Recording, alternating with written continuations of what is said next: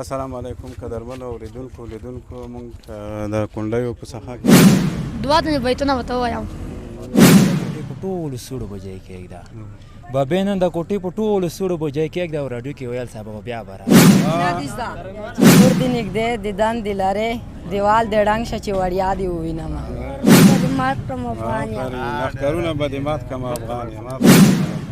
السلام علیکم قدرمنو اوریدونکو لیدونکو مونږ د کونډیو په ساحه کې کارال لرو. غواړو دلته یو ماشوم ده د دغه سره مرکه وکړو. ماشومه نوم دې څه دی؟ نوم یې محمد سلام دی. د کوم ځای اوسېدونکی؟ د کونډۍ زنګېدلې کلي اوسېدونکی. زنګېدلې کلي ده خو نام نه نو اورېدلی. دا کومه ساحه کې؟ دا د کونډیو پلانه لږ را مخته په دا ځای کې شتون لري. زده کړې کوې؟ هو. څوم سیم کې؟ او پنځم سیم کې. نو اوس به موږ ته چې ووایې ټوکه لنډۍ شعر چې به ووایې؟ دوه د بیتونه ورته ووایم مهرباني چې مشره مڼه کشره مالټه دو مشره مڼه کشره مالټه دو مشره خوږه دو کشره وړکې خود دی دا مننه ښه بله جانانه ته خو ښکلی نه یې جانانه ته خو ښکلی نه یې سبو میلادو په رشکا دې بدلومه مننه خیر اوسې. تشکر. نور هم چې در سره نور والا که دا د هغه بیتونه ورسره دي ټوکه وایي چې دوه چرسیانو سنوس و د یوه نه بیا مچ تر شوی و د بل ورته ویلي وو چې اوله څرخي لوړ شي د بل ورته ویلي وو چې والا زه د ورختم خو مچ ته ورنه خفه شي هغه میچون به تر شوی و. مننه خیر اوسې. ډېر باجرته ماشوم و.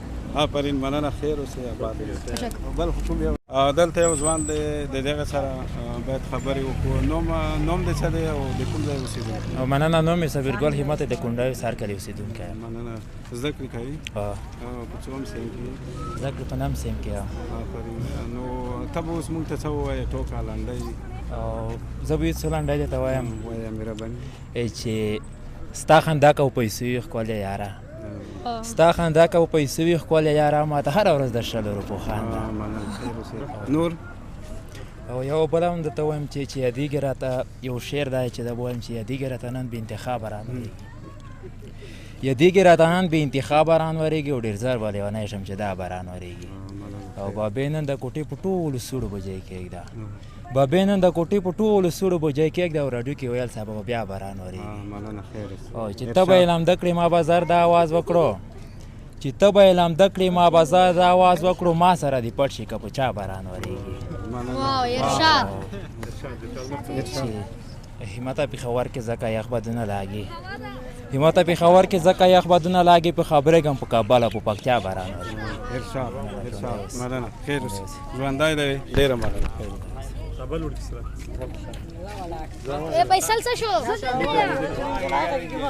وایه څومره تو څه ساخته ده هله شنګېدي هغه یې رڼا خوندی څوک مننه. نوم پښتانه زده کړې او ټوکې دې وکړي. ټوکې مینا دې زده لنډۍ میوه وایه میوه. دلته یو بل ماشوم ولاړ دی د دغه سره مرکه کوو. ماشومه نوم دې چې دی؟ نوم مې ننګیالی دی. د کوم ځای اوسېدونکی؟ د کونډیو د سره کلي. زده کړې کوي؟ زده کړې کوم. څوم سیم کې؟ یولسم سیم کې. آفرین. دا تکړه یې. ها اوس به ته موږ ته چې ووایې ټوکه لنډۍ شعر؟ یوه لنډۍ ورته وایه وایه مهرباني. چې ستا په نتکای کې شیطان ناست دی خره شیبه مې ستا خولګۍ ته لمسوینه چې د سپینې خولې تندې راته کېده که د چړو په څوکه لار وي در به شمه. بل یې چې کور دې نږدې دیدن دې لرې دیوال دې ړنګ شه چې وړیا دې ووینمه. ماشومه نوم دې څه ده؟ نوم مې عزیزه د کونډۍ کلي اوسېدونکی یم. زده کړې کوې؟ چې په کاروانسرای کې زده کړې کوم په پنځم ټولګي کې یم. آفرین. اوس به ته موږ ته څه ووایې ټوکه لنډۍ شعر؟ یو باید ورته وایم مهرباني. مهر باندې مرزه توپان یم مهر باندې مرزه توپان یم دا لښکرونه به دې مات کړم افغان یم. لښکرونه به دې مات کړم افغان یم. آفرین. مخته. نور ای لنډیو که په میوند کې شهید نه شوی که په میوند کې شهید نه شوی چې کور ته درشي به زه شهید یم. خدای ګلالي بېننګۍ ته دې ساتي. مخته. نور نشته چې بس مننه. مننه خیر اوسې آباد. مننه بس.